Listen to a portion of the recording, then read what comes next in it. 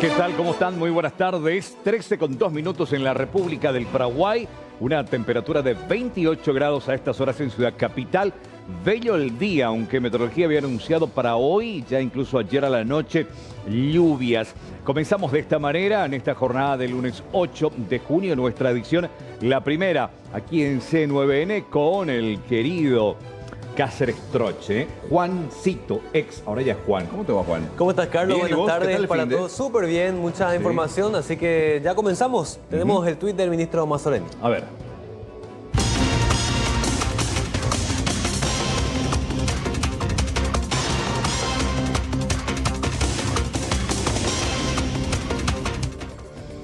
A ver, ¿qué dice el doctor Mazzoleni en el reporte de esta jornada? Lunes 8, informe COVID-19. Procesamos 1.410 muestras, 10 positivos, 7 son del exterior, 2 contactos y 1 sin nexo.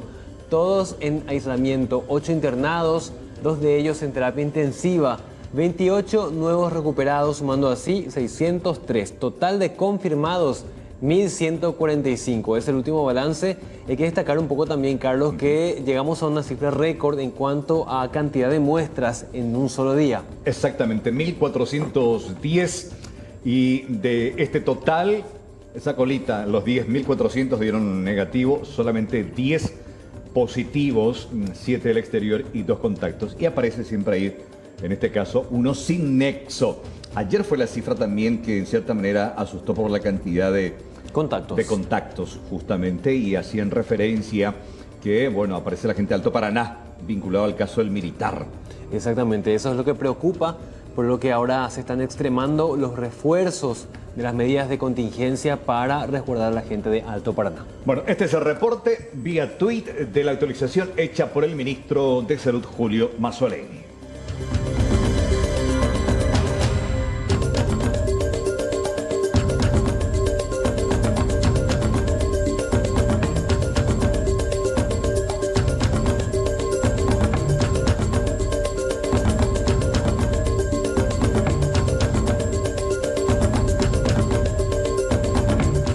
Bueno, y es momento de hablar de nuestra efemérides que se recuerda en esta jornada de 8 de junio. A ver, vamos a comentar acerca del Día Mundial de Lucha contra la Falsificación. Ojo, Paraguay está en una lista no muy privilegiada al respecto. Como cada 8 de junio, hoy se celebra el Día Mundial contra la Falsificación y la Piratería. Una jornada creada en 1988 por el Grupo Mundial de Lucha contra la Falsificación. La celebración de esta jornada quiere recordar a la población los peligros que suponen la suplantación de identidad y las amenazas tanto contra la privacidad como para nuestra reputación online, los cuales encabezan el ranking de los delitos en la web. Ser pirata es un vocablo que actualmente se centra en la violación de un derecho fundamental, el de la propiedad intelectual, tanto de patentes como en derechos de autor. En muchos países la falsificación y violación del derecho de autor forma parte de la economía sombra, un concepto que hace referencia a un cúmulo de bienes y servicios ilegales que no son detectados por mediciones oficiales y que afectan al Producto Interno Bruto de cada país. Hoy es el día que se recuerda la lucha contra la piratería y la falsificación.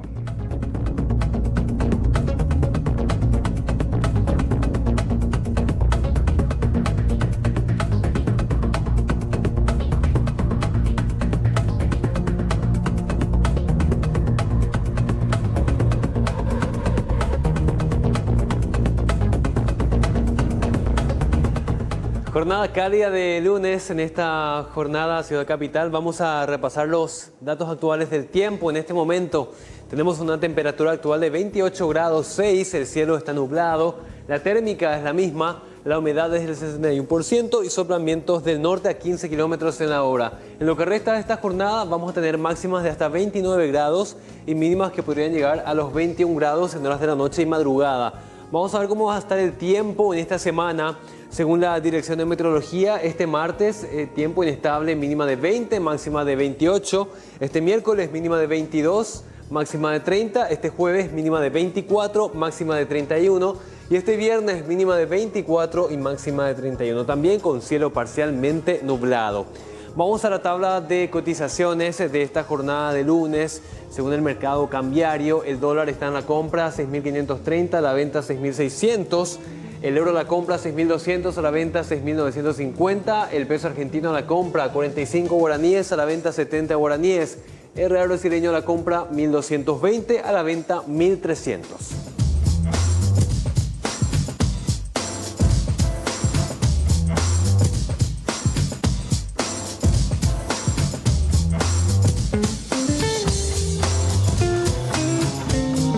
Y hablando de emociones, vamos a comentar acerca de este tema que realmente me duele y hace referencia a los números que asustan, que alarman y que en cierta manera también preocupan. Son reportes oficiales porque la policía a través del 911 dio a conocer un significativo aumento de casos de violencia familiar en los últimos 3 meses de la cuarentena, encabezando así la lista de los delitos más denunciados. Un ejemplo, entre marzo, abril y el último día de mayo hubo más de 139.000 denuncias, de las cuales 76.220 se refieren a casos de mujeres violentadas, a la perturbación en la paz pública y en último lugar los accidentes de tránsito, una cifra muy pequeña, tomando como referencia justamente los días de confinamiento. La policía reveló su preocupación por estos hechos de violencia en el hogar en comparación a la cifra del mismo periodo del año pasado. El confinamiento por la cuarentena fue el detonante, explican algunos especialistas, y otros señalan que el encierro obligatorio mostró el lado más oscuro de los victimarios. Lo cierto y concreto es que las cifras son alarmantes, superan ampliamente a los números del año pasado en la misma temporada, en estos 3 meses, y hace referencia y muestra el lado más oscuro de la violencia en el hogar. Estos son los casos reportados a la policía. Está también lamentablemente aquellas llamadas estadísticas en negro, donde la mujer sigue siendo víctima de violencia y no denuncia.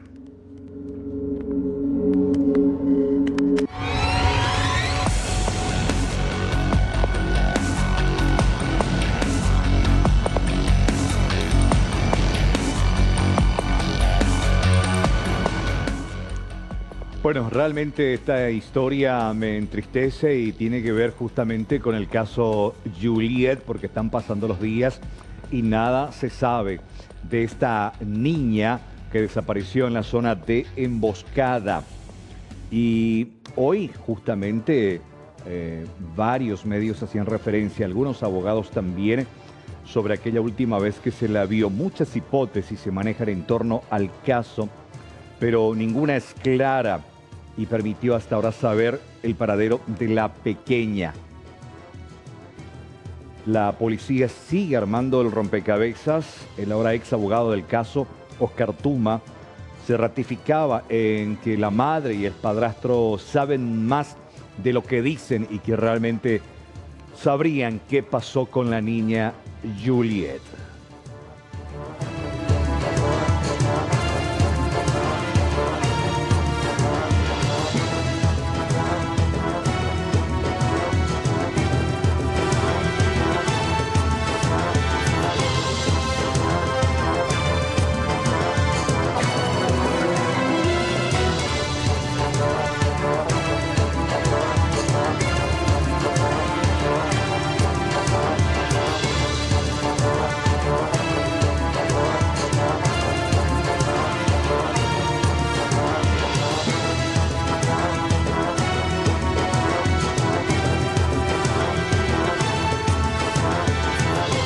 Bueno, hoy vamos a tratar de hablar justamente con Oscar Tuma, el abogado, para que nos comente y nos diga precisamente qué es lo más llamativo que le encontró en torno a este caso, que finalmente terminó renunciando, cumpliéndose 60 días de la desaparición de la niña, en forma tan extraña que ni la propia policía puede encontrar un hilo conductor que permita tener detalles o saber qué fue del paradero de la niña Juliet.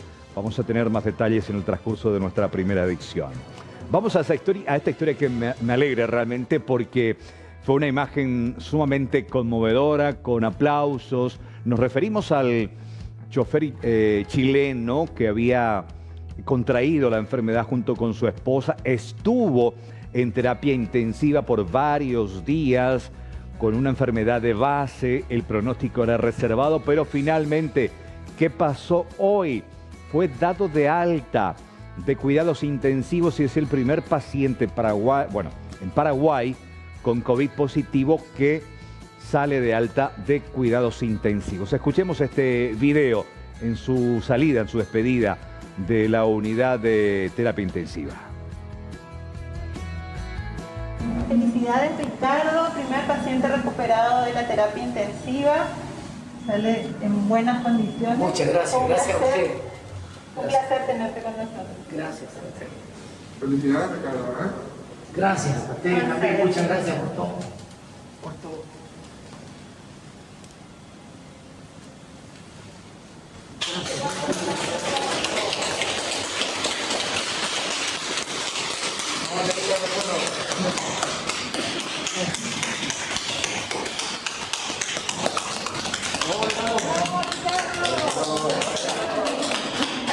Recuerdito, Ricardo. Gracias, gracias. Fuerza. Gracias. Felicidades, Ricardo. Gracias, muy amable, gracias. A seguir. Gracias.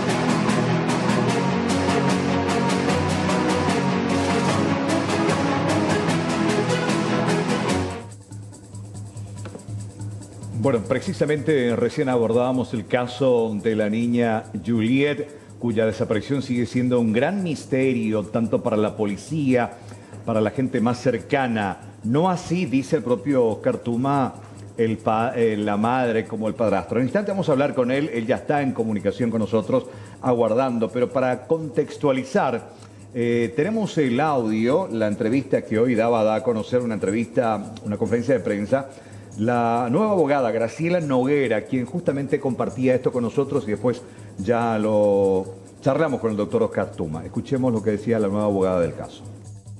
Se desvió el foco de la investigación y se creó una polémica innecesaria con algunas declaraciones vertidas por el doctor Oscar Tuma. Me siento en esta postura de que tengo que decir las cosas como son y como ocurrieron en relación a la desvinculación del doctor Oscar Tuma. Entonces, el doctor Oscar Tuma salió del equipo jurídico justamente porque se le revocó el poder. Las manifestaciones expresas del señor Ledromaguet fueron: yo le voy a revocar el poder al doctor Oscar Tuma porque no estoy de acuerdo en la estrategia de encerrarnos en una sola hipótesis. Necesitamos ver todas las hipótesis. Él es quien nos da el poder, nosotros no hablamos a título personal, nosotros hablamos en representación del señor Estefan. Y el doctor Oscar Tuma sabía muy bien las estrategias que teníamos. Y él aceptó, él sabía cuál era la situación, él sabía que nosotros no íbamos a realizar ninguna querella en contra de la señora Lilian, por ejemplo, que fue justamente su argumento. Él sabía y aceptó, así el caso, con responsabilidad. Y le dimos esa confianza a que acceda a informaciones muy delicadas y confidenciales. Quiero reconocer y valorar que los fiscales no nos hayan dado la copia del expediente, la copia de la carpeta fiscal. ¿Qué hubiera ocurrido si esas copias hoy estaban esparcidas por todas partes? De ninguna manera podemos utilizar un caso tan sensible para polemizar, para utilizar para fines personales y menos para hacerse el ídolo en las redes sociales o en los medios de comunicación. Bueno, durísima la doctora Graciela Noguera. Lo tenemos al doctor Tuma, ¿eh? Exactamente, vamos a consultarle qué es lo que afirma después de esto, porque bueno, lo que uno menos quisiera es que haya un conflicto jurídico en este momento, cuando lo más importante es la búsqueda de Juliet. ¿Qué tal, doctor Tuma? ¿Cómo te va? Buenas tardes. ¿Cómo están? Buenas tardes para usted y a las órdenes. Bueno, escuchó Escuchó lo que decía la abogada Noguera. Y como decía mi colega también aquí, la idea no es desviar precisamente la investigación, pero es importante también tratar de entender lo que gira en torno a este escabroso caso de la desaparición de Juliet, doctor. A mí me extrañó realmente su declaración, porque nosotros, todo lo que nosotros veníamos realizando lo hacíamos de forma conjunta. Uh-huh. Hasta la conferencia de prensa que yo iba a realizar, yo conversé con ellos y nos mantuvimos en la posición de respetar mi posición. Por eso es que me extraña, porque en primer lugar yo ingreso a la causa por la invitación de la gente de la organización Ni un Niño Más. Uh-huh. Y cuando yo ingreso a las causas, yo pongo mis condiciones y claramente digo que yo iba a trabajar en base a la verdad y no en base a los intereses ni de la mamá, ni de su pareja, ni del padre. Y esas condiciones fueron aceptadas, y esas condiciones las sabía también la abogada, las sabía el doctor Poletti, las sabía el propio Reiner, porque nosotros tenemos chat. No quiero llegar a la infantilada de tener que mostrar los chats donde nosotros nos comunicábamos y del tema de la estrategia que veníamos realizando. Por lo tanto, no sé por qué realmente viene esta situación. O a lo mejor sí sé, cada uno tiene una situación contractual diferente. Yo estaba con las manos totalmente libres, en busca de la verdad. Seguramente ella tiene otra condición con el padre y se mueve bajo otra condición contractual que no era la que yo tenía. Yo me movía con más libertad. Y yo era el que conocía la causa realmente. Yo era el que me movía, yo era el que iba, yo era la persona que hablaba con los investigadores, con los fiscales y le transmitía a ella lo que yo iba realizando, porque ella ni siquiera puede firmar en la causa. O sea que, por eso te repito, no sé por dónde viene esta cuestión del día de hoy. Seguramente le solicitó su cliente de que haga algo así. Me sorprendió. Esa es la que, en honor a la verdad, ella, tanto ella como todo lo que estamos, sabemos la responsabilidad de la madre, eso es innegable. Existe una imputación, por lo tanto, tratar de defender lo indefendible. Yo no me iba a prestar para eso. ¿Por qué? Porque no ingresé luego con esa condición. A lo mejor si ingresaba con esa condición es diferente. Ella está bajo esa condición, pero yo no. Entonces, actuamos de forma muy diferente. Doctor Tuma, ¿cuáles fueron esos desacuerdos que se dieron dentro del equipo jurídico? Porque decía el abogado Noguera, bueno, hay una discrepancia con respecto a la estrategia, una sola hipótesis. ¿Es verdad que hubo esos inconvenientes? Yo no sé de dónde saca eso ella. Primero, ella tiene muy poco conocimiento de la causa. Yo era la persona que le informaba. Entonces no sé qué estrategia. Acá siempre se manejaron las mismas hipótesis de un comienzo. La hipótesis que manejan los agentes fiscales, la hipótesis del posible accidente o de que ella pueda estar en algún lugar. O sea, no entiendo a qué se refiere ella cuando hablábamos de una sola posibilidad. No conoce ni el expediente, entonces es difícil que pueda ella hablar con alguna de criterio. Por eso no entiendo a qué se refiere con eso, porque la línea investigativa se sigue realizando y se sigue llevando. Hoy se la está buscando a Juliet. La línea investigativa en torno a la falta de deber de cuidado, los agentes fiscales ya tienen cerrado ese tipo penal. Ellos ya tienen los elementos probatorios para sostener una acusación y para sostener una condena. Y hoy están buscando, hoy la línea investigativa sigue para encontrar a Juliet. Por eso no sé qué es lo que ella dice cuando habla de la línea investigativa. No estoy entendiendo cuando manifiesta eso, cuando que todo lo que nosotros realizamos lo hablamos por chat. Por eso te digo, no quiero llegar a esa infantilada de tener que mostrar nuestra conversación para demostrar lo absurdo de sus declaraciones. Ni voy a llegar tampoco a eso, ¿verdad? Porque no es mi estilo. Cuestión de que ella, con el tiempo van a darse cuenta realmente si la madre tiene o no tiene alguna responsabilidad. Sí, al respecto, interesante el planteamiento que hace, doctor, porque leí sus primeros reportes cuando usted públicamente hacía referencia a que se retiraba del caso, porque aparentemente desde Europa venían las instrucciones de no vincular en nada a la madre, y hoy leía su tuit donde decía que la pareja, tanto la madre como el padrastro, saben mucho más de lo que ellos públicamente dicen, doctor. Pero eso todos nosotros manejamos esa situación. Por eso es que me extraña la posición de ella. Yo respeto los sentimientos del padre, y hoy está con su hija y eso genera lógicamente mucho más presión para el padre. Pero es la misma. Yo nunca hablé con él, nunca me pagó un centavo y mi condición era entrar para saber la verdad. Y él aceptó esa condición. Y de un comienzo seguramente nosotros le dábamos el beneficio de la duda a la señora Liliana, pero con ir accediendo a la carpeta fiscal y uno se da cuenta realmente de que existe una responsabilidad en el tipo penal.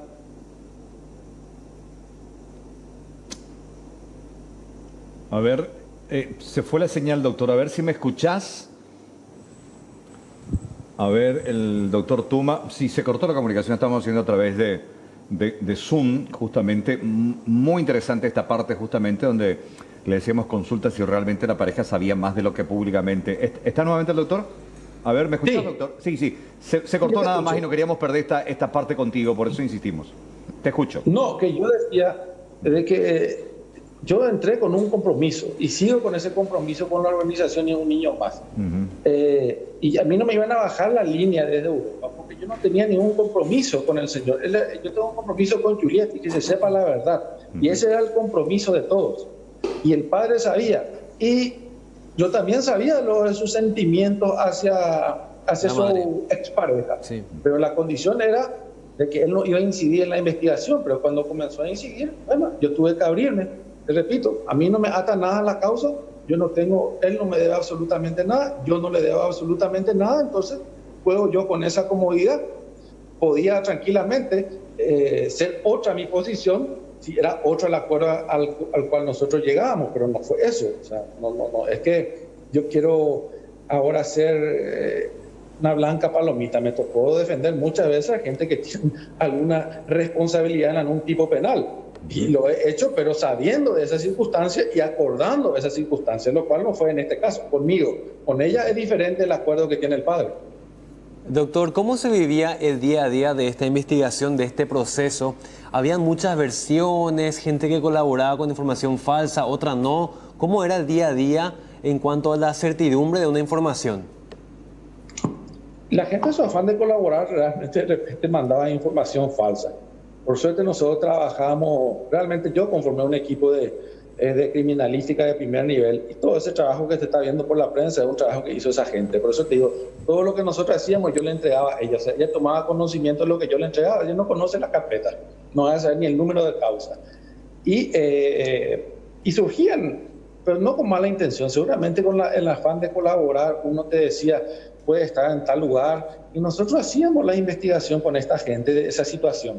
Y si realmente, y también le poníamos a conocimiento de los fiscales de las diferentes situaciones que nosotros íbamos tomando conocimiento.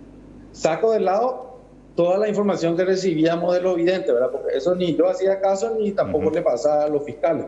Sí, la información de personas que escribían y que daban la cara y que aseguraban una situación que por ahí necesitaba ser investigado, y eso se ponía a conocimiento de los fiscales y ellos ya optaban si seguir esa línea investigativa o no. Así de sencillo. Cuando hay este tipo de hechos pasa nomás luego eso, que la gente con la ganas de colaborar muchas veces se confunde, pero se confunde no adrede, sino porque se confunde. Le pareció verla a Juliet, entonces alza el teléfono y te avisa de esa circunstancia, y uno tiene que prestarle alguna importancia a eso, porque puede ser que esa información sea cierta.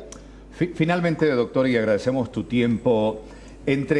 No te estoy pidiendo que confirmes nada, pero en base a lo que vos viste, escuchaste, leíste, conversaste con los investigadores sobre estas dos hipótesis que planteabas al arranque sobre el accidente y la desaparición forzosa que estaría con vida en manos de alguien o algún grupo, ¿cuál de estas dos, la 1, la del accidente, y la 2, la desaparición forzosa, cuál es la que tiene más sustento y mayor evidencia para confirmarse, doctor?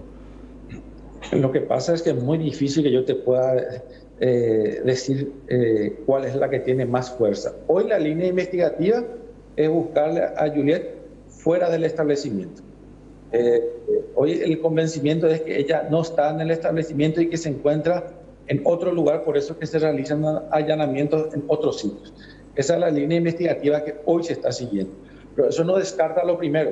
O sea, hoy en la investigación fiscal yo te puedo asegurar que los fiscales no descartan absolutamente ninguna de las posibilidades, solamente que tienen una línea que van siguiendo, y hoy la línea investigativa es en torno de buscar a Juliet en el entorno o entre los allegados de Reina. Esa es la situación dentro del proceso. Y en cuanto a la falta del deber de cuidado, que es el tipo penal por el cual están imputados hoy la madre como la pareja, ellos ya tienen para sostener una acusación y una condena de 5 años mínimo. Solamente que por ese tipo penal no se le puede incluir a otras personas, porque la gente reclama, pues, ¿y por qué no se le incluye dentro de la imputación al alambrador, por decirlo así? Porque el tipo penal de la falta de deber de cuidado no tiene nada que ver con esa persona. Por eso es que cuando surgen otros elementos que abran la posibilidad a otra imputación, seguramente van a ser imputados otras personas. Doctor Tuma, como siempre, un placer, un fuerte abrazo. Éxitos. No, a las órdenes. Gracias, doctor Tuma, justamente el abogado que dio un paso al costado después de este escándalo. Y bueno, hoy que decía justamente esta abogada, que es la nueva en esta historia acerca de las versiones. Pero bueno, ojalá acá el objetivo no es la polémica, sino encontrar con vida y sana a la pequeña Yuyu. Y sobre todo, si la clave es el padrastro de Juliet, que la Fiscalía vaya con todo a cualquier tipo de dato que ayude a dilucidar este caso. Hacemos la primera pausa en nuestra primera edición en esta jornada de lunes 8 de junio. Temperatura calurosa a estas horas en Ciudad Capital. Un solcito radiante. Disfruten de esta jornada. Ya volvemos. Porque se había difundido hoy un dato acerca de un cruce autorizado de más de 100 personas que conforman un grupo de personal de salud, un cruce autorizado de fronteras entre Brasil y territorio paraguayo. A pesar de que había una restricción, ellos contaban con una autorización del Ministerio de Salud. Eso ya fue cancelado a partir de la fecha. La tenemos precisamente a la directora de Migraciones, a la señora Ángeles Arriola, a quien agradecemos su tiempo. Directora, ¿cómo le va? Muy buenas tardes. Carlos, Natanael, muy buenas tardes. Un gusto hablar con ustedes. Bueno, ¿por qué se toma esta decisión? ¿Tiene que ver con algunos casos ocurridos recientemente con el tema de del cruce en zona fronteriza con Brasil, de gente que iba y venía? ¿Por qué se toma esta determinación de cancelar estos pases al personal de Blanco? Bueno, tenemos que aclarar algo, Carlos. Pedro Juan es una ciudad espejo con Punta Poná, y los pasos se dan generalmente de forma normal, por llamarlo así, una vez que se realizó el cierre de fronteras, donde la Fuerza de Tarea Conjunta montó guardia, hizo una línea, hicieron barreras, formaron una especie de trincheras y demás. Migraciones se apostó en el puesto que está frente a un conocido shopping, que es donde está la rotonda, y todo aquel que iba a ingresar o que estaba autorizado a ingresar, indefectiblemente tenía que pasar por el puesto de control. Hace cuestión de 15 días, el 20 de mayo, para ser más preciso, un grupo de funcionarios fue a hacer un trabajo de control que se hace en camionetas que se hicieron a lo largo de la frontera, más allá del que ya está apostado en el lugar que te mencioné, y ahí se iba divisando ciertos lugares donde eran vulnerables y demás. Entonces, cuando se notó eso, de que el ingreso era de bastantes personas, hicimos las consultas a salud, la consulta correspondiente, porque entendíamos que eran personales de Blanco, ellos estaban acreditados como tales. Entonces hicimos la consulta y salud nos dice que sí, que efectivamente hay una lista que ellos solicitan que se ingrese y que vayan ingresando día a día conforme a sus horarios laborales, porque no es que pasan todos los días. Entonces esa lista, razón por la cual al día siguiente se generó un cúmulo de personas frente al puesto de migraciones, porque se empezaron a registrar uno por uno estos funcionarios en su mayoría de la 13ª región sanitaria. Sí. Entonces de ahí viene la autorización para el paso con el argumento del desabastecimiento por parte del personal de Blanco en esta repartición, ¿verdad?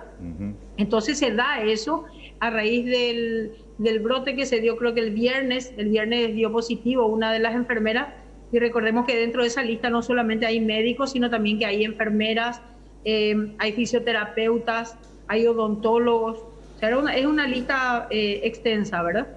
Y hoy cuando me consultaban, me decían que el permiso, creo que manifestó el director de la 13ª región sanitaria, que el permiso lo dio Migraciones, y no. En realidad Migraciones hoy por hoy no da ni un permiso a no ser que se consensúe con las demás instituciones, porque hoy somos un centro el cual trabajamos varias instituciones y se hace un consenso para el ingreso de las personas que van a llegar al país.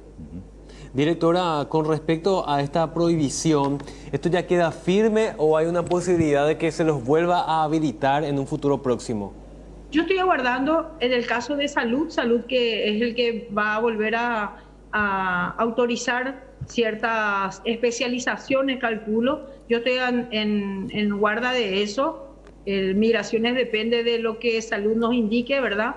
Entonces, si ellos consideran imperioso o necesario el ingreso de tal o cual especialista en distintas cuestiones, ya llámese clínico o llámese un cirujano, o llámese, no sé, no soy muy conocedora de ello, pero si ellos nos dan una cantidad de personas que indefectiblemente deben entrar, entonces así lo haremos, ¿verdad? Nosotros confiamos en los criterios que utiliza el Ministerio de Salud para ello. Claro. Pero hoy en día se considera un riesgo, por eso es que se da esta cancelación, directora. Y en realidad sí, ¿verdad? O sea, esta posición se toma a raíz de que, bueno, si uno dio positivo y se está haciendo una cuarentena de, creo que 20 personas quedaron en cuarentena a raíz de esta persona que dio positivo, vamos a estar evaluando de nuevo, te digo porque somos varias instituciones, y a raíz de ello vamos a tener que indefectiblemente considerar el criterio de salud para ello, ¿verdad? Claro. No, evidentemente este caso nos permite darnos cuenta de lo peligroso que significa la apertura de la frontera, de lo contagiosa que es la enfermedad y de qué manera uno fácilmente puede cruzar de un lado a otro sin que nadie se percate, porque viene incubando justamente. Sobre el tema de las excepciones, sobre este grupo específico, el personal de Blanco, ¿hay otra lista de gente exceptuada que tiene ese pase libre o con esto ya queda cero? No, escuché también eso, que había otra lista. No, en realidad no hay. Fuimos bastante enfáticos en eso. La restricción las habilitaciones, mejor dicho, son únicas y exclusivamente en casos muy especiales. En este caso en particular se tomó como referencia el hecho del desabastecimiento del hospital en sí, y como no contaban con esa cantidad de personal, se decidió así. En el caso de, llámese empresarios o llámese funcionarios públicos, porque escuché también que había eso, no se está dando, no hay una lista.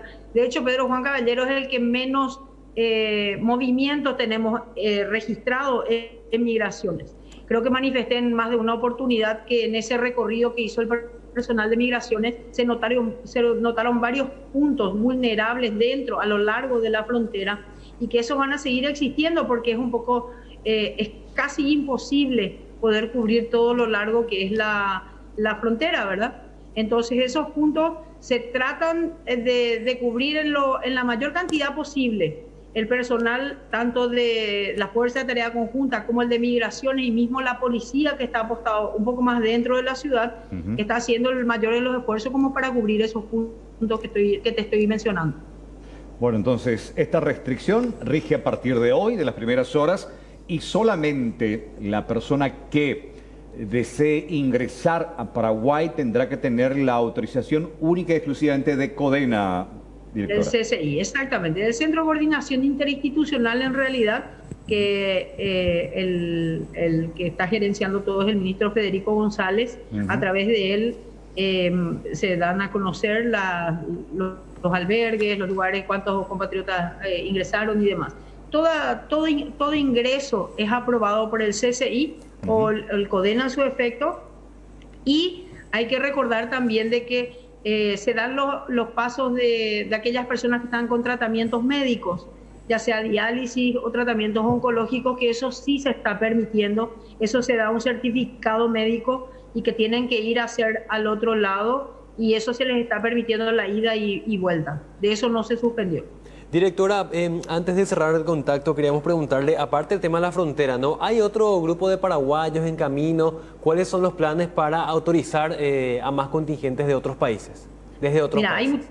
Hay muchísimos que se está tratando en este mismo momento dentro del Consejo, que ya han llegado con anterioridad y se están dando el ingreso a través de los puntos con Argentina, sobre todo, porque recordemos que Argentina hace el permiso para que ellos otorguen para lo largo del territorio argentino hasta Clorinda, tiene 48 horas, ellos nos piden para hacer la autorización.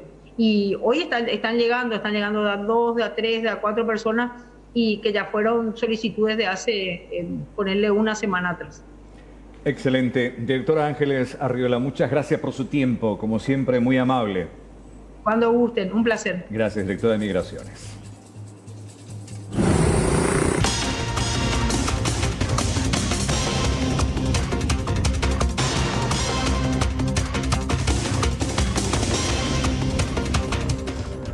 La información nos lleva en vivo e indirecto hasta Villeta. Asimismo, Blanca López tiene novedades del caso Yuyu. Blanca, contigo, buenas tardes.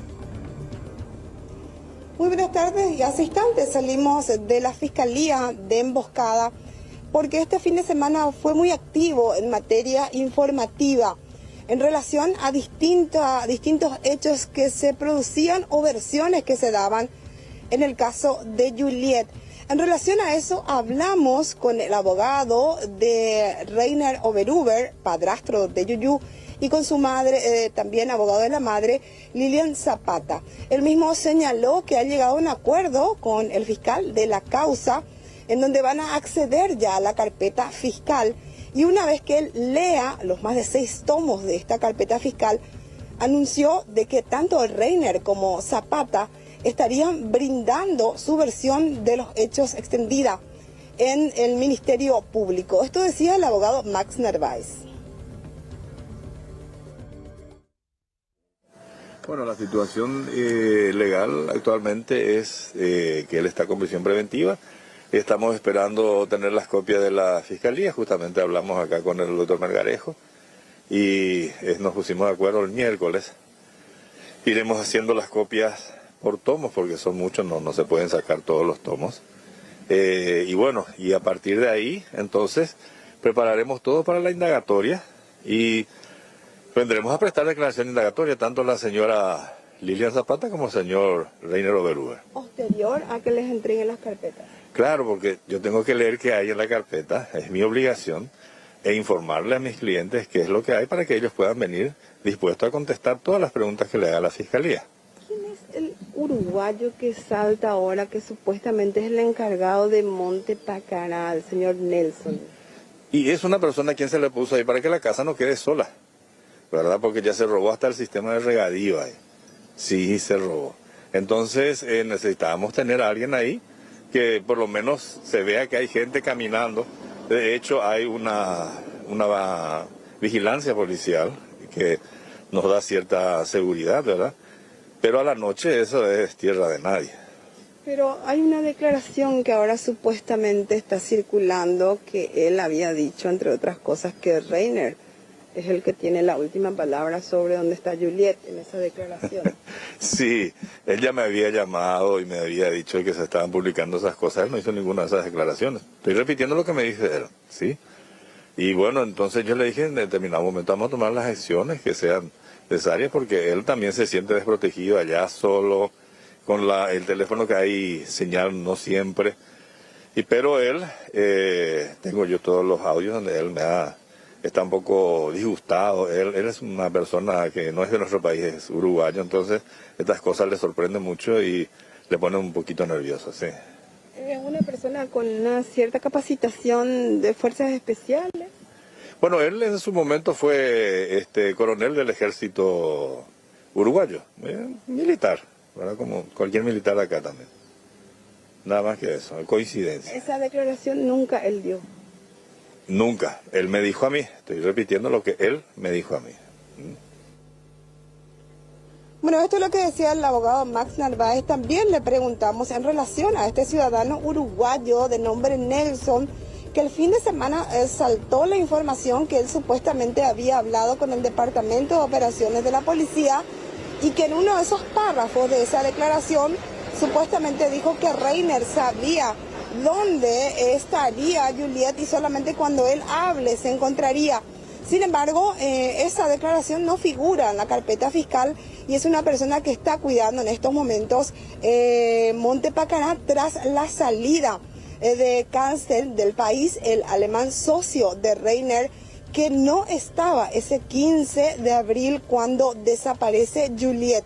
Sobre ese mismo tema también hablamos con el comisario César Silguero, el jefe del Departamento contra el Crimen Organizado de la Policía Nacional, hace instantes que culminaba la reunión en Fiscalía, y él nos decía, al igual que lo que decía la abogada Nogueira, que no se puede decir más que Juliet está viva porque no hay indicios de lo contrario. Hoy decía la abogada del señor Stephen Ledrama Huguet que hay indicios muy fuertes que Juliet está con una persona y que está viva. Bueno, nosotros no podemos hablar de los detalles propios de la investigación. No obstante, estamos en la hipótesis de que ella continúa con vida atendiendo a los indicios que tenemos. Entonces, esa es la línea que estamos siguiendo. Y en ese sentido, hoy tuvimos nuevamente una reunión con todo el equipo de investigadores, los fiscales, y bueno, estamos analizando llevar adelante otras diligencias también. También este fin de semana ha causado mucha conmoción en redes sociales y activistas a favor de la vida y de los niños el hecho de que el alemán Carsten haya salido del país. No había indicios en su contra que lo liguen con la desaparición de la niña. Evidentemente nosotros hemos analizado su entorno más cercano y del primer informe que ha elevado el Departamento de Homicidios con más de 80 páginas en relación a las diligencias preliminares, no tenemos vinculación del señor con el caso. ¿Podría haber novedades en las próximas horas? Evidentemente nosotros no podemos descartar la participación de ninguna persona porque falta elementos que no tenemos y otros que están siendo analizados. Entonces, dentro de ese contexto van a seguir las pesquisas y la idea es encontrar la pieza clave que nos lleve a descubrir la verdad. Muchas noticias falsas, videntes, que de alguna manera tienen que ser estudiados, esas versiones durante este fin de semana también. Bueno, eso es, digamos, una cuestión extra investigativa, ¿no? Está fuera de la investigación. No obstante, nosotros tenemos que ser objetivos, tenemos que analizar lo que tenemos y trabajar sobre eso, ¿no? Eso es lo que nos compete a nosotros. Bueno, compañeros, esto es lo último que se tiene en torno a la investigación de Juliet. Y también recalcar que hay algunas personas que están publicando algunos datos supuestamente que tienen de Juliet. La policía ha tenido que buscar a estas personas que estaban diciendo tales cosas en las redes sociales y en uno de los casos resultó ser personas que habían tenido un sueño y en otro de los casos resultó ser personas que tienen supuestas imágenes que le aparecen o serían videntes, y esto hizo que también de alguna forma los investigadores hayan tenido que desviar un poco la atención del trabajo que estaban haciendo por estas informaciones que salían en redes sociales. Blanca, hay que tener mucha responsabilidad con eso porque de repente si uno reporta de soñar Juliet, cualquier tipo de dato es corroborado por los investigadores, pero le saca tiempo a lo realmente importante, Blanca, ¿no? Bueno, tenés el caso de la Argentina que supuestamente un periodista le pidió datos de dónde se encontraba Juliet sería una de las videntes que supuestamente dio datos del Ara San Juan.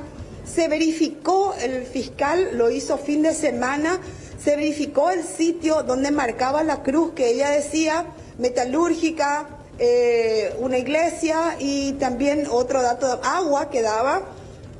Se verificó ese dato y resultó ser una zona urbana. Además de eso, otros casos se hicieron de búsqueda. Nosotros estuvimos también donde un niño vidente de 9 años dijo que supuestamente estaba en el agua. Fuimos a la zona de Arroyos y Esteros. La policía buscó en el centro también a otra persona que decía que soñó con Juliet y otra que decía que Juliet estaba ya en Suiza con su padre. Se tuvo que corroborar con el señor Stephen de Le Dramoguet y él mismo confirmó que no, que él seguía la búsqueda de Juliet. Y como esos casos, hay una americana o una persona que vive en los Estados Unidos que dio también su versión sobre el estado de Juliet, y esas cosas alzan en redes sociales, y si dan sitios, la policía tiene que ir a verificar, y eso lo están haciendo. Este fin de semana, 2 casos de videntes han sido verificados por la Policía Nacional, porque toda información tiene que ser verificada, a la par del trabajo de inteligencia en base a los cruzamientos de llamadas e informaciones que están teniendo. Ahora vamos a trasladarnos nosotros a Monte Pacará. Queremos hablar con Nelson, cuya declaración fue socializada este fin de semana y que supuestamente él tendría datos, o por lo menos él tendría alguna información. Por eso es que, según ese escrito, supuestamente Reiner es el que tiene la última palabra sobre la ubicación de Juliet. Vamos a ver si nos recibe. Le pedimos al abogado Narváez que nos contacte con él porque él está a cargo ahora de Monte Pacará. Excelente, Blanca. Muchas gracias en vivo y en directo desde la zona de Emboscada en torno a la investigación de la desaparición de la niña Juliet. Gracias por este contacto.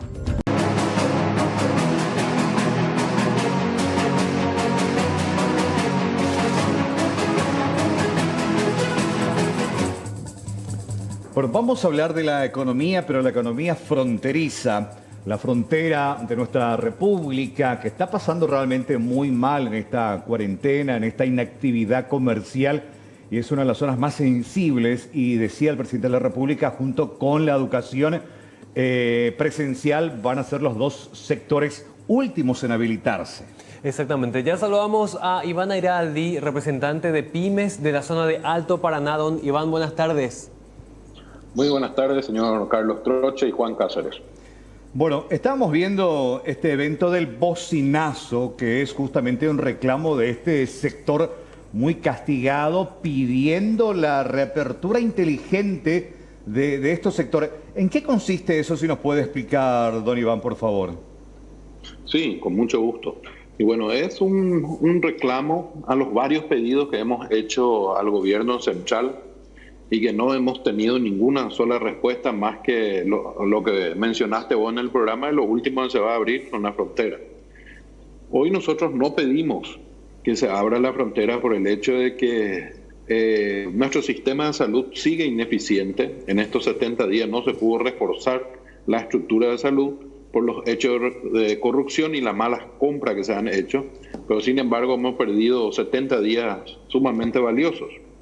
Ahora ya estamos a disposición del gobierno central que ellos definan las fechas que creen más convenientes y que tengan un criterio sanitario para todos para la reapertura de la frontera.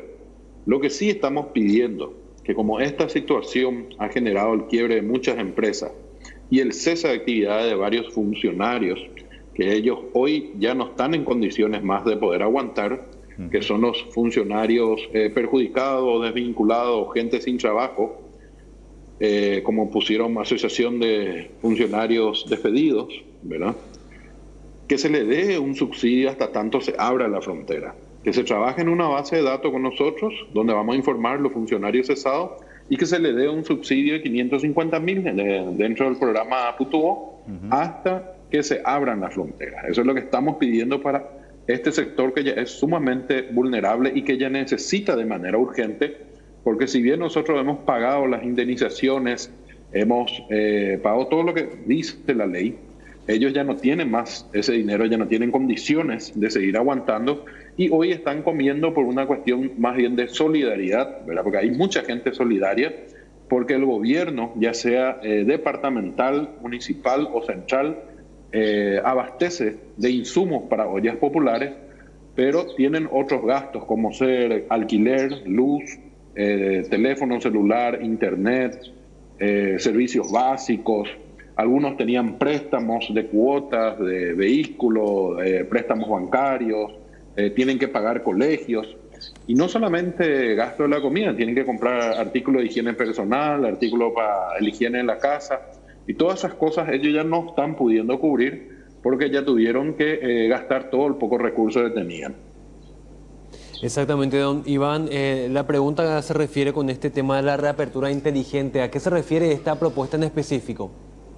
Nosotros hemos presentado una reapertura estratégica, que también nos recibimos respuesta del gobierno, en donde se instalarían un cercado perimetral sanitario, o sea, una barrera perimetral sanitaria, tanto del lado brasileño como del lado paraguayo, en donde en la última estadística que hemos hecho, el 70% de los funcionarios que trabajan en Ciudad del Este no son de Ciudad del Este, son de ciudades como Mingaguazú, Hernandaria y Franco. Entonces, estas ciudades también estarían dentro del perímetro sanitario con controles estrictos, la instalación de un laboratorio. A ver, perdimos la comunicación con el señor Iván Airaldi, a ver si podemos retomar esta charla. Don Iván, ¿me escuchás? Bueno, estamos... ahí está. Te escuchamos nuevamente, don Iván. Sí. Nos quedamos en la instalación de un laboratorio, tengo entendido, para el cerco perimetral. Un laboratorio donde se puedan hacer los análisis inmediatos del COVID y que eso se instale en la frontera. También el cercado, la barrera sanitaria en estas ciudades que te comenté, más Ciudad del Este y del lado brasileño también en ciudades satélites en nuestro caso de Foz de Iguazú y las otras ciudades donde tienen frontera, en ciudades estratégicas que ellos consideran. Habilitar un pasaporte sanitario, un pasaporte de entrada y salida sanitario, en donde se pueda controlar las personas que entran y salen y el flujo de esas personas, el destino de esas personas, de dónde vinieron, a dónde van, para que se pueda tener información sobre la trazabilidad de esas personas. Eso hemos presentado al gobierno a modo de poder paliar en cierta manera esta situación que para nosotros es sumamente difícil y no hemos recibido respuesta directa. Sí, el gobierno tomó algunos puntos que para ellos consideraron importantes y lo están implementando ahora, como es la instalación del laboratorio biomolecular en Alto Paraná. Sobre esa respuesta, ¿qué les dijo? ¿Les respondemos pasado mañana o simplemente se echaron a silencio? No, siempre vienen, hablan con nosotros, toman nota, entregamos con acuse de recibo todas nuestras propuestas, pero nada recibimos. Así mismo. Y justamente esta situación de no recibir nada, de no tener previsibilidad a nuestras necesidades, a la apertura, ni herramientas con las cuales vamos a contar cuando se abra la frontera, es lo que está haciendo que muchos de los negocios se cierren, porque si uno no tiene cuándo va a abrir, no tiene condiciones, no tiene herramientas, ¿qué te va a dar el gobierno de beneficio? ¿Qué incentivo económico vas a tener? Entonces la gente va cerrando. Muchos de los negocios ya están cerrando. Ustedes pueden ver en redes sociales que hay mucha gente que está ofreciendo al costo productos, mercadería, mobiliario, aire acondicionado. Su propio stock está liquidando por el hecho de la falta de previsibilidad. Ya, y con relación al tema del subsidio que habló, para el famoso para aguantar, ¿ustedes tienen como gremio alguna cantidad de gente desvinculada que realmente precisa este subsidio? Sí, nosotros ¿De cuánto estamos hablando? Estamos hablando de 7.742 personas en Ciudad del Este. Así, número exacto, 7.742 empleados cesados, desvinculados, que precisan de una ayuda del Estado. Sí, y 15.000 en toda la frontera, ¿verdad? En Salto lo dirá Pedro Juan, Encarnación. 15.000 en total. Sí, ya, en total. Y ustedes piden 500.000 por mes. Sí, 550.000 o 500.000. Algo que ellos puedan utilizar para que ellos mismos vayan y compren sus artículos de primera necesidad. Porque hoy ellos están dependiendo de la solidaridad o de la organización de su barrio para poder comer y alimentarse. Exactamente. Ahora, si bien existe esta autorización de que los comercios se reabran paulatinamente, nosotros vemos que el flujo de gente, de compradores que va a Ciudad del Este, no tiene punto de comparación con la época pre-pandemia, ¿no? No. Nosotros habíamos presentado también una ley de tienda fronteriza. Eso ya lo habíamos presentado antes de la pandemia, por el hecho de que, no sé si ustedes saben que del lado brasileño se está instalando Duty Free, que es en respuesta al flujo comercial que tenemos en territorio paraguayo en todas las tiendas de frontera. Bueno, sobre esa realidad, hoy se quedó demostrado de que nuestro mercado objetivo y el mercado próspero siempre es el Brasil. Nosotros hemos hecho la reingeniería necesaria para abocarnos al interior del país, al Paraguay. Con eso solamente hemos cubierto el 5% de nuestro volumen de venta. O sea, tenemos un 95% que está faltando aún, y que con ese 95% es lo que nosotros hacemos, los números con los cuales mantenemos la estructura y generamos ganancias, que es el mercado brasileño. Si nosotros seguimos ese criterio de reinventarnos y con el 5% de nuestras ventas, con ese criterio de cada 10 funcionarios, vamos a tener que desvincular 9 y dejar solamente un funcionario en la estructura laboral. Entonces, ese es un mensaje que tenemos que dejar bien en claro, principalmente para la UIP, que fue la que desde un principio ha puesto mucha resistencia al proyecto de tienda franca, porque nuestro mercado no es el mercado paraguayo y sí el mercado extranjero, el mercado de turismo de compra. Exactamente, los turistas que van de frontera en frontera buscando un poco ventajas, y los que se dedican al comercio minoritario un poco también. Entonces, así mismo, porque la UIP ha mostrado mucha resistencia al proyecto de ley de tienda de frontera, alegando de que era un instrumento para incentivar el contrabando y que era una competencia desleal. Bueno, después de este bocinazo, que fue una medida de protesta, ¿hay un plazo establecido por el gremio, justamente empresarios, de comerciantes de frontera, si no hay respuesta, ir a otra medida? Porque esto, lo único seguro que a la incertidumbre, don Iván. Bueno, perdimos la conexión, vamos a mejorar la llamada a nivel técnico, pero bueno, ya está clara la postura de las pymes también. 7.700 aproximadamente. Personas que necesitan de este subsidio de 500.000 más o menos. 550.000 guaraníes. Se pide que se los incluya dentro del programa PUTUBO. Y en total, zonas fronterizas, ciudades fronterizas con el Brasil, son 15.000. Muchísima gente. Sí, mucha gente realmente. Bueno, gracias. Igual ya lo despedimos al señor Iván Ayraldi, que es el representante de este grupo MIPYMES, justamente de la capital del Alto Paraná.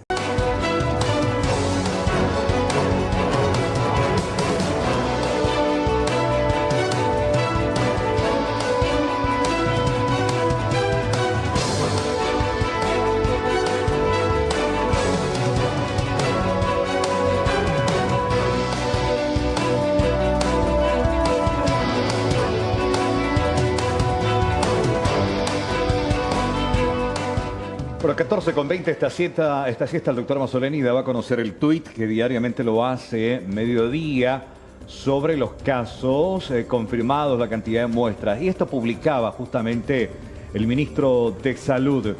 Una cifra muy importante en cuanto a tomas de muestras. De muestras justamente y procesadas finalmente. Creo que es el récord en... El mayor número en un solo día, Carlos. En un solo día, desde que se comenzaron a tomar las muestras de los primeros días del mes de marzo. Exactamente, hoy se procesaron 1.410 muestras, 10 positivos, 7 del exterior, 2 contactos y 1 sin nexo. Todos en aislamiento, 8 internados, 2 en terapia. 28 nuevos recuperados, sumando así 603. Total de confirmados, 1.145 hasta el momento.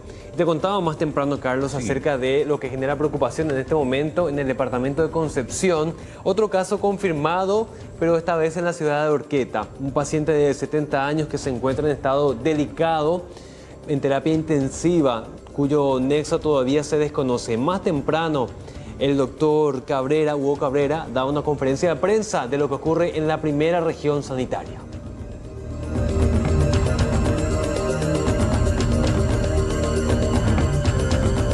En base a la información y ya el Twitter del señor ministro de que tenemos un caso positivo en este momento en la terapia del Hospital Regional de Concepción, se trata de una persona adulta, 70 años de edad, ¿verdad?, que es del distrito de Concepción, acá de la ciudad, de uno de los barrios en el cual se ha confirmado un caso positivo de COVID. Él es un paciente que ha ingresado, no ha ingresado por una causa respiratoria a la terapia intensiva, entró por una descompensación de una patología metabólica. Y a partir de ahí, como parte de todo protocolo de ingreso a terapia intensiva, se tomaron las muestras y nos han reportado que es un caso positivo. A partir de las 8:30 de la mañana que hemos recibido el informe del laboratorio central, ¿verdad?, hemos activado acá con el director del hospital regional, ¿verdad?, y también de los otros centros en la búsqueda por donde estuvo el paciente. Y en estos momentos Vigilancia está empezando a tomar muestras, ¿verdad?, así tanto al personal de salud que estuvo al cuidado del mismo y también a familiares relacionados al paciente. Es lo que podemos informar en este momento. El paciente se encuentra estable, no está en respirador, con oxígeno suplementario, con una evolución favorable con respecto al ingreso que estaba bastante delicado. Él ingresó al IPS como parte del polivalente por una descompensación metabólica, ¿verdad?, del tema de la diabetes específicamente, y ante la no compensación posteriormente fue trasladado a un centro privado y a la terapia posteriormente del hospital por la patología que tenía, ¿verdad? Y en este momento, ¿verdad?,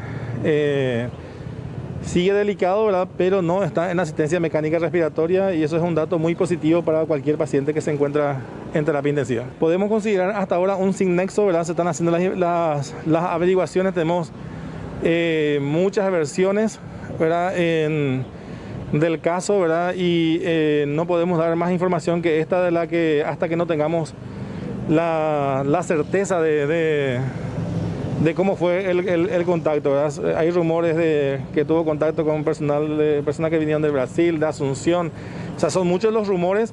Entonces, a partir de eso, tenemos que tener la certeza para poder dar un informe y decir, bueno, pero hasta el momento para nosotros es sin nexo.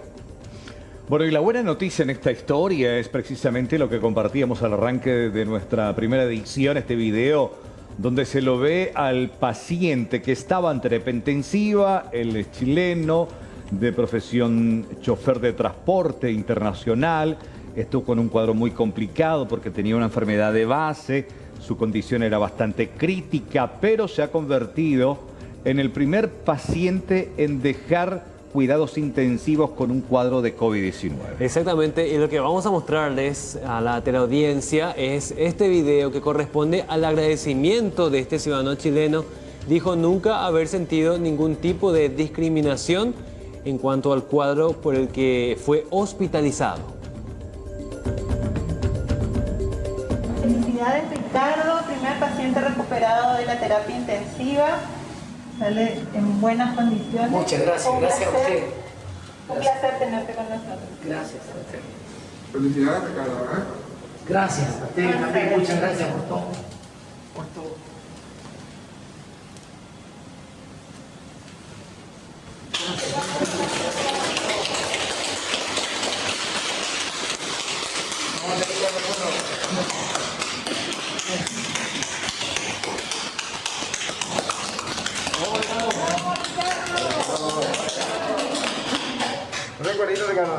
Gracias, gracias. Fuerza. Gracias.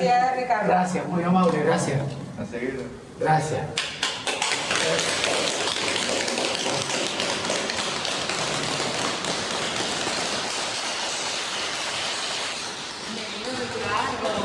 Bienvenido a la sala. Gracias. Bueno, quería agradecer a todo el mundo de acá del hospital, de la A a la Z, lo muy bien que me han tratado.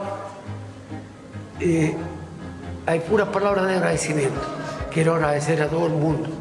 Como digo, jamás han discriminado contra mí y me han salvado la vida. Muchas gracias.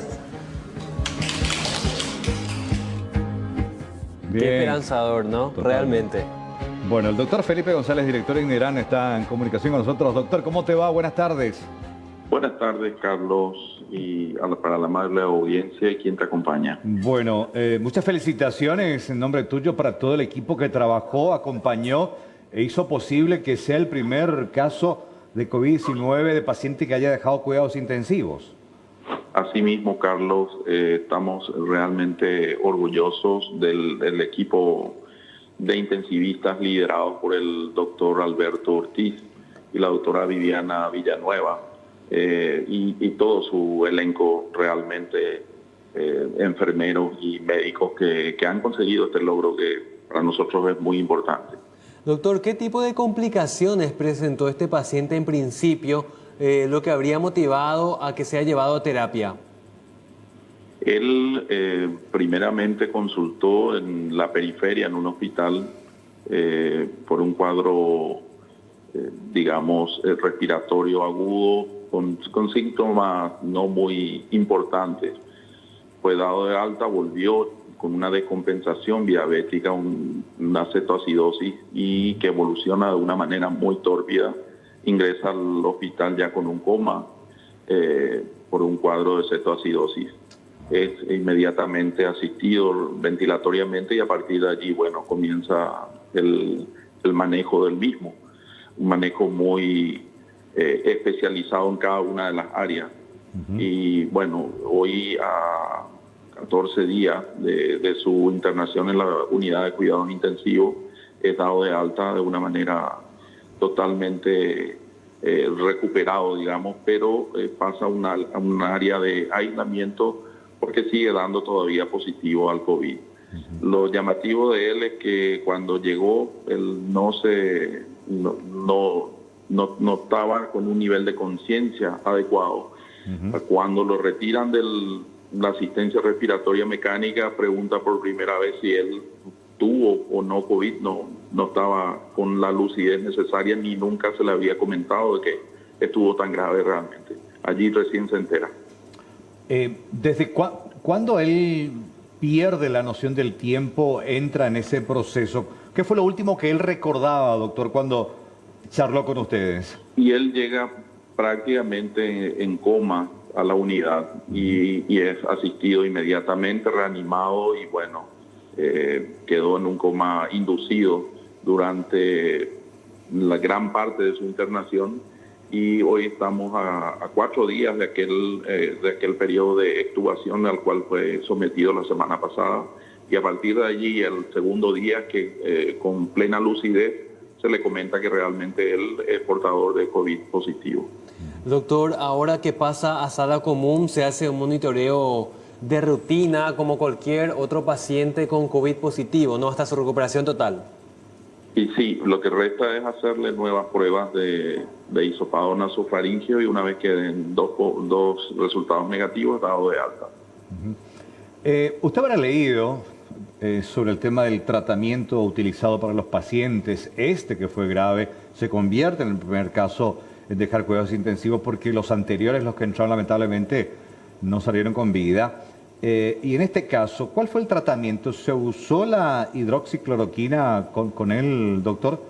No usamos hidroxicloroquina con él. Él fue un paciente en el cual, por su estado de gravedad, lo que se hizo fue primeramente una carga importante de volumen por el coma hiperosmolar el cual tenía, valores altos de concentración, digamos, para que se entienda, de sanguínea. Sí. Y eso va en contraposición a lo que se preconiza en pacientes que tienen COVID positivo.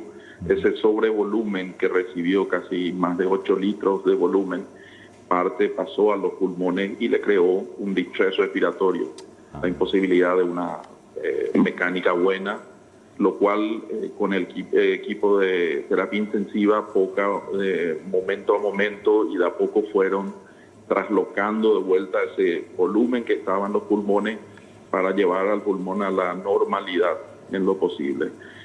Insulinoterapia, antibiótico terapia dirigida, y una anticoagulación plena fue el tratamiento básico de este paciente. Con lo cual, de a poco, por controles, por ecografía pulmonar y ecocardiografía, le fueron retirando y mejorando. Drogas vasoactivas también al principio, posteriormente se retiran estas que ayudaban a la contractilidad, porque era prácticamente un estado de shock en el que llegó originalmente. Bueno, a lo largo de su internación eso mejoró y se pudo ir retirando, se fue normalizando absolutamente todo. Doctor, en definitiva, no existe un tratamiento estricto y obligatorio para el COVID en los pacientes, o sea que depende de la patología o de la reacción de cada paciente, ¿no? Depende del contexto clínico en el cual esté el paciente y las patologías que le acompañen. En este caso, él era un hipertenso y diabético descontrolado. Finalmente, doctor, después de este proceso, los estudios, todo lo que pasó, ¿hubo alguna secuela visible que ustedes hayan detectado en las imágenes de su sistema pulmonar, que es el que más afecta a esta enfermedad? Y está en proceso de mejoría todo eso realmente, pero clínicamente él no presenta un déficit a nivel pulmonar. Está en una situación bastante favorable. Y bueno, eso es imposible en este momento por el grado de positividad todavía al virus, hacerle ninguna prueba de función pulmonar, que probablemente se la van a hacer ya una vez que dé negativo más adelante, probablemente en su país. Doctor, vemos ahí a una cantidad inmensa de personal de blanco, entre médicos, enfermeros, así que desde acá también mucha fuerza para todo ese equipo que está trabajando ahí en esta situación de emergencia por el COVID-19.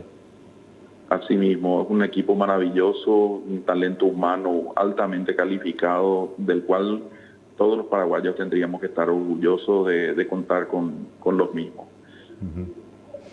Bueno, realmente, como nos decía la productora en charla antes de este contacto, es una victoria de todo el equipo. Sí. Equipo INERAN 1, COVID 0. Asimismo, Carlos, muchísimas gracias por el reconocimiento. Y bueno, este equipo está realmente muy comprometido y esperemos que las situaciones que se vayan presentando a futuro puedan tener el mismo logro que tuvimos con este paciente. Totalmente, y es el mérito también de este equipo de que sea el primer paciente que pueda salir con vida de terapia intensiva. Doctor, como siempre, un placer, un abrazo, gracias, éxitos. Gracias a ustedes y un feliz resto de jornada. Gracias, doctor. Gracias, doctor González. Bueno, realmente buenísima noticia. Es una de las recuperaciones más significativas, teniendo en cuenta, Carlos, el nivel de gravedad con que estaba el paciente y también que se trataba la enfermedad de base y también que se trataba de un ciudadano extranjero. Decía en el video también, en ningún momento me sentí discriminado. Qué bueno, realmente una buena noticia en esta jornada.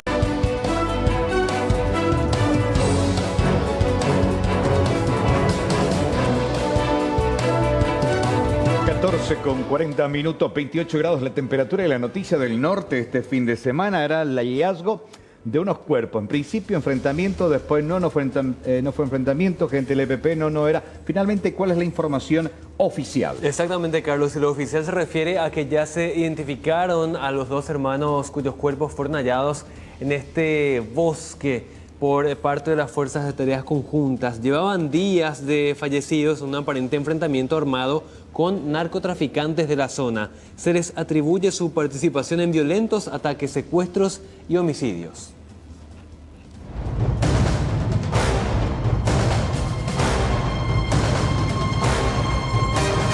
Los dos cuerpos ya en estado de descomposición fueron abandonados al costado de un camino vecinal en la zona conocida como Ñande Yarapuente, a unos 50 kilómetros de Pedro Juan Caballero. Miembros de la Fuerza de Tarea Conjunta llegaron al sitio a partir de una denuncia anónima descartándose un enfrentamiento con fuerzas regulares. Se realizó el levantamiento y el traslado hasta la morgue de una universidad privada en la capital de la Mambay, donde tras la inspección se pudo obtener la identidad de uno de los fallecidos. Se trata trata de Benicio Argüello Larrea, miembro activo de la banda criminal del norte. En una conferencia de prensa encabezada por el fiscal antisecuestro Federico Delfino, se aclaró que el sitio donde se encontraron los cuerpos no fue el lugar donde se produjo el homicidio de los dos hombres, quienes habrían protagonizado días atrás un enfrentamiento con grupos de narcotraficantes que operan en la zona. Según información de inteligencia que se estuvo manejando en los últimos días, habría existido un enfrentamiento entre este grupo criminal denominado Ejército del Pueblo Paraguayo con integrantes de otra banda criminal que opera en esta zona del país, específicamente que se dedican al tráfico ilícito de estupefacientes. A raíz de esas informaciones y con la confirmación del día de hoy, se procedió a realizar el levantamiento de 2 cadáveres de personas de sexo masculino, uno de ellos actualmente ya plenamente identificado, el cual hablamos de Benicio Argüello, miembro del grupo criminal Ejército del Pueblo Paraguayo, y una segunda persona de sexo masculino que estamos en proceso de verificación la identidad. Pero aclarando de que el lugar en donde se encontraron los cuerpos no fue el lugar en donde se produjo el homicidio de estas 2 personas. El doctor Pablo Lemir, a su vez, indicó que los cuerpos presentaban varios impactos de bala y que posiblemente fueron dejados en el sitio entre la noche del sábado y madrugada de este último domingo, que no se tratan de muertes recientes, sino que ya habían transcurrido entre 4 y 6 días del deceso violento de ambas víctimas y que éstas presentaban impactos en la zona del rostro y la cabeza principalmente. Esos cuerpos fueron dejados en esta escena secundaria probablemente en horas de la noche de ayer o bien en la madrugada del día de hoy, según las características que pudimos verificar en la escena. El cadáver número 1, que es el que el doctor Delfino ya mencionó su nombre, que fue identificado con ese nombre, tiene heridas de arma de fuego, un total de 2 heridas de arma de fuego. El cuerpo número 2, que todavía no tenemos identidad, tiene 3 impactos de proyectil de arma de fuego. Fallecen ambos aproximadamente en la misma data, y estamos hablando de una data de entre 4 a 6 días.